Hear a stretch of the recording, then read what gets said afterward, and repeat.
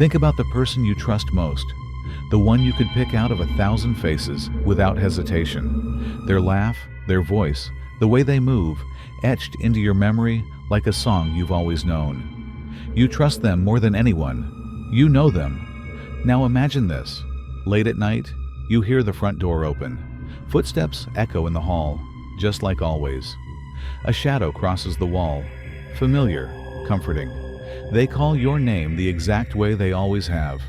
And when they step into the light, it's them. Every detail is perfect. The same clothes, the same scent, the same smile that's lived in your home for years. But then, they blink. And in that moment, you see it. Their eyes, too still, too focused, watching you, but not with you. As if something inside is staring out through them, wearing your loved one's face like a mask. And here's the question that will haunt you tonight. If everything about the person you love was identical, except for that one detail, would you notice before it was too late? Tonight, you'll meet the ones who return home unchanged, almost perfect, the imposters. The phenomenon is rare, but horrifyingly consistent. It doesn't take the form of ghosts rattling chains in abandoned houses. It doesn't stalk from the shadows of forests or scratch at windows in the night. This terror is more intimate, more insidious. It is the theft of identity, not on paper, not through stolen names or numbers, but at the level of the face you love, the voice you recognize, the heartbeat you once trusted. These are not myths passed around campfires. They are accounts, unsettling testimonies from people who insist that one day, someone they knew, someone they loved, came back, different, a partner, a parent, a friend. On the surface, nothing was wrong. Their walk, their speech, even their little habits, all the same. And yet, those closest to them swore something had shifted, subtly, terribly. Some described a heaviness in the room, as if the air itself recoiled. Others said they noticed a blankness in the eyes, like the light inside had been quietly replaced by something watching from behind. And the most disturbing part? When pressed, when asked to explain what exactly had changed, almost none of them could. The differences were too slight to describe in words, just enough to ignite dread, just enough to whisper the impossible thought, this isn't them anymore. Tonight, we'll examine 3 such cases, 3 moments when the mask slipped. Each account grows darker, each detail sharper, and the final story demands that you question not only the people you trust most, but the very fabric of your reality itself. Because if they can come back looking perfect, what chance do you have of ever truly knowing who's standing in front of you? Our first file comes from a man called Ethan, an IT specialist working the graveyard shift. For Ethan, routine was a comfort.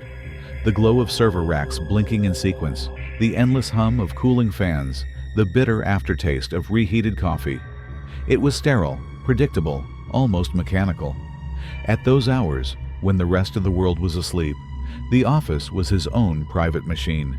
His only company during those long nights was a colleague named Dan, a quiet man, forgettable even, the kind of coworker you nod to at the vending machine but never think about when you go home.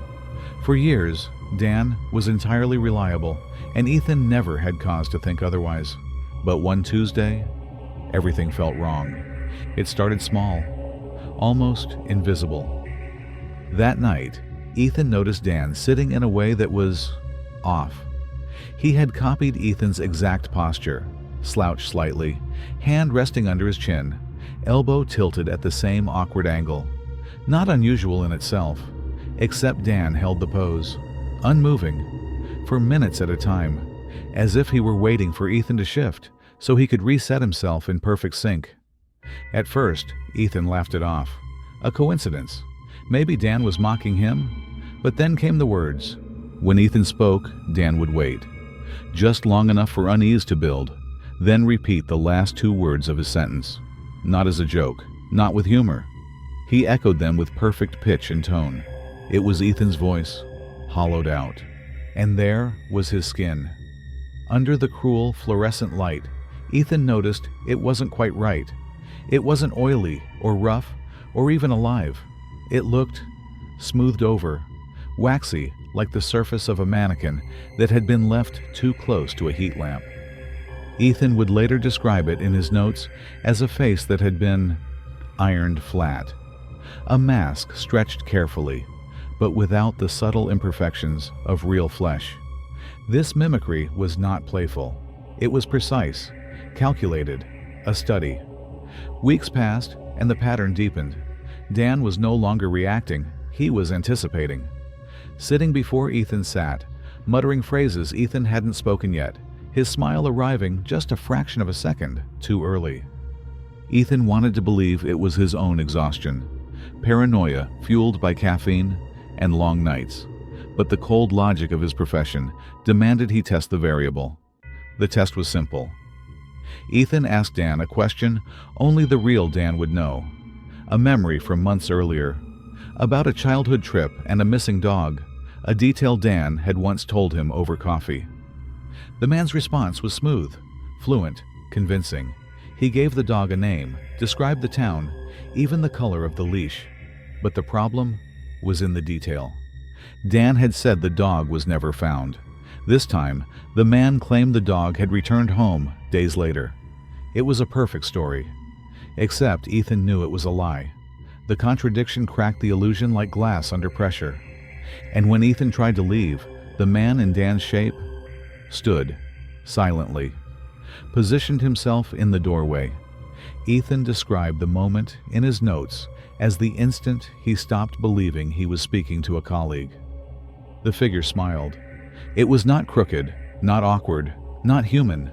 It was too symmetrical, too wide, perfectly centered, stretching laterally across the face until it threatened the edges of the skull. It was a smile that did not belong. A performance of happiness without the engine of joy behind it. Ethan wrote one final line in his record that night. I realized I was not in a room with Dan. I was in a room with something wearing him. Ethan escaped that night. He left his keys, his bag, even his half-finished coffee. He walked out with nothing but the thudding certainty in his chest that if he stayed, he would not walk out at all. The company later confirmed Dan had resigned weeks earlier. His replacement, a temp named Greg, had been filling the shift. But Ethan swore he had seen Dan, night after night, until that smile. Months later, the proof arrived. Ethan found the real Dan's social media profile. The same face, the same quiet, unremarkable expression, but one small, undeniable difference. Above Dan's lip, barely visible, was a mole, tiny, inconsequential. The imposter hadn't replicated it. The copy was flawless in every other way. But it was a forgery, an observer's work, not a creator's. And Ethan realized what terrified him most, that the smile had not been an error. It had been intentional. The thing had wanted him to see it, to know. A flawed faceprint left behind, a smile too wide, a mole missing. The terror of a thing that can replicate your loved ones, but can't quite capture the smallest details.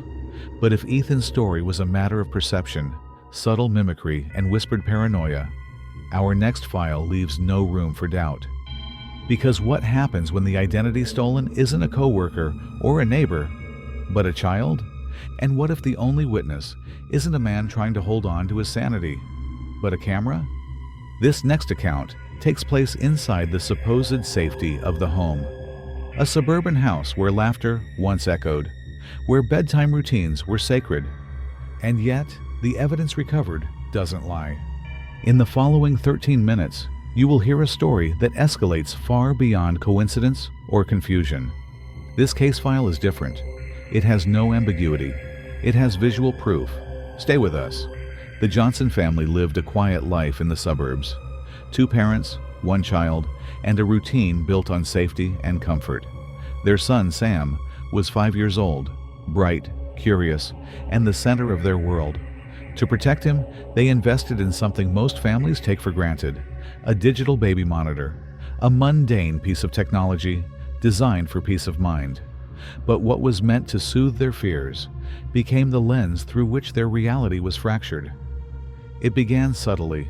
Mark, the father, noticed the first inconsistency.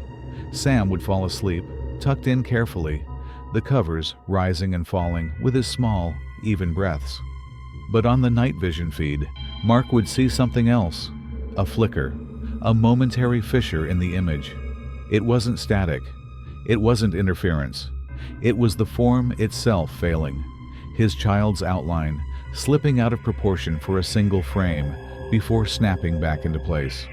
At first, Mark convinced himself it was nothing, a tired mind playing tricks. But Sarah, his wife, grew concerned enough to start archiving the footage. She kept folders of recordings on her laptop, labeling the nights when the flicker appeared, and soon a pattern emerged. The glitches grew more frequent. One evening, at precisely 2:46 a.m., the monitor captured something undeniable. Sam's arm, thin and soft with baby fat, shifted unnaturally. It stretched outward, lengthening like melted plastic, the joints bending at impossible angles. Then, with a rubbery snap, it contracted back into the proper shape, resting against the sheets. Terrified, the parents ran to Sam's room, and every time they found him just as they had left him, peaceful, still, breathing normally, no sign of strain, no trace of movement. But the footage told another story. The critical event came at 3 a.m., a time Sarah would later refer to as the staring hour. The figure in the bed sat up slowly. On the green-tinged feed, Sam's form rose, his head tilting forward. He opened his eyes wide, and then, perfectly still, he fixed his gaze into the lens of the camera. It was Sam, his face, his small body, his pajamas, but the stillness was unnatural. He did not blink. He did not fidget. He simply stared. For 10 relentless minutes, this replica of their son locked its eyes into the camera, unbroken, unbreathing. The real Sam, they would swear, never stirred from his sleep. Sarah described the moment later in her journal. It was not looking at the lens. It was looking at us. Through the lens, into the room where we were sitting, as if it knew exactly where we were and exactly what we feared. The Johnsons had seen enough. They made the decision to remove the camera and leave the house immediately. At 4:12 a.m., Sarah crept into the bedroom to dismantle the device. The room was quiet. Sam was there, curled beneath his blanket, his tiny breath steady. The monitor's green light still blinked, recording. Sarah unplugged the unit, clutched it to her chest, and left the room. The next day, they reviewed the final footage before the power cut, and what they found destroyed the fragile sense of safety they had left. On the tape, after Sarah exited the room, the figure in the bed sat up once again. But this time, it was different. The replica did not stare at the lens. It turned its head, and it stared directly at the doorway, the same doorway Sarah had just walked through. Then slowly, the small body leaned forward. From beneath the pillow, it withdrew a piece of paper, a drawing, crude lines in black crayon, sketched by a child's hand. The picture showed a figure of a woman sitting in front of a glowing screen. Sarah realized in horror what it meant. The thing in her son's bed was not watching through the monitor. It was watching her watch it. The final seconds of the recording end with one sound, a faint, childlike whisper. So soft it nearly blends into the static. But when amplified, the word is unmistakable. Mommy. Mama. You've watched a father's doubt. You've seen a mother's terror. You've stared through the unblinking eyes of a child who was no longer their own. But now it turns inward. Imagine this. It isn't your son, your sister, or your partner that has been replaced. It's you. Think about it.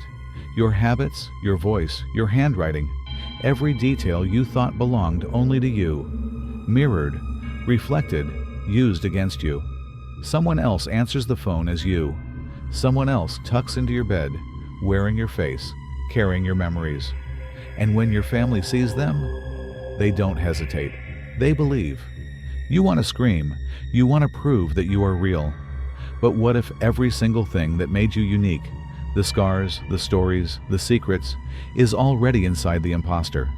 What proof do you have left? This is not about watching the monitor or catching the glitch. This is about waking up to find you've been erased while something else walks freely in your place.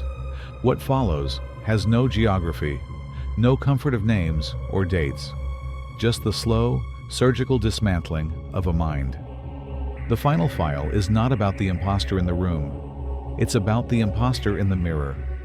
Do not look away. The subject, a lone adult, occupied a small apartment. No neighbors nearby. No family in reach. Isolation was not just a circumstance. It was the baseline. On the evening of the encounter, the subject prepared for rest. The routine was ordinary. Brushing teeth, washing face, glancing into the old chipped mirror above the sink. The glass had seen years of steam, condensation, and age, but it was reliable until that night. The anomaly began with a blink. The subject's eyes closed and opened, but the reflection, identical in every detail, lagged behind by less than a second. A delay so small the rational mind should have dismissed it. Yet it was catastrophic. This was no camera feed with lag. This was a mirror, immediate, absolute, until it wasn't. The subject froze, then tested it. A wink. A slow tilt of the head. Each movement was mimicked perfectly, but always with that impossible lag. The subject described it as watching themselves on a screen controlled by something else, something that needed time to process the command, like a puppet waiting for its strings to tighten. The subject's dread sharpened into experiment. They lifted a hand, slowly, cautiously, toward the glass. The reflection copied the gesture, but as the subject stopped, holding their palm inches from the mirror, the reflection did not stop. Its hand continued, pressing firmly against the glass. Cold, pale skin met its barrier. It was no longer following, it was leading. The subject's body broke into tremors. They pulled back, but the reflection's hand remained pressed to the glass, independent, asserting itself. Worse still, the reflection's face changed, not in form, but in expression. The subject had not moved their mouth, but the reflection was smiling, a stretched, knowing curve that belonged to no memory of their own. The subject fled, sprinting down the hallway, refusing to look at the glass again. Yet instinct forced one final glance back. The reflection was no longer mimicking panic. It stood still, perfectly still, staring straight ahead, not at the fleeing subject, but at the space directly behind their head, as though something else stood there, unseen. The subject escaped the apartment that night and never returned. Days later, a building manager entered. In the bathroom, the mirrors cabinet was found open. Behind the glass, taped crudely to the backing, was a drawing in pencil. Childlike, it showed a figure staring into a mirror.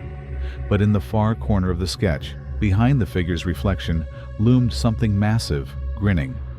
A second silhouette that had no business being there. The entity had not lived in the glass. The mirror had been nothing more than a window. The real presence had been inside the wall all along, using the glass as its viewport.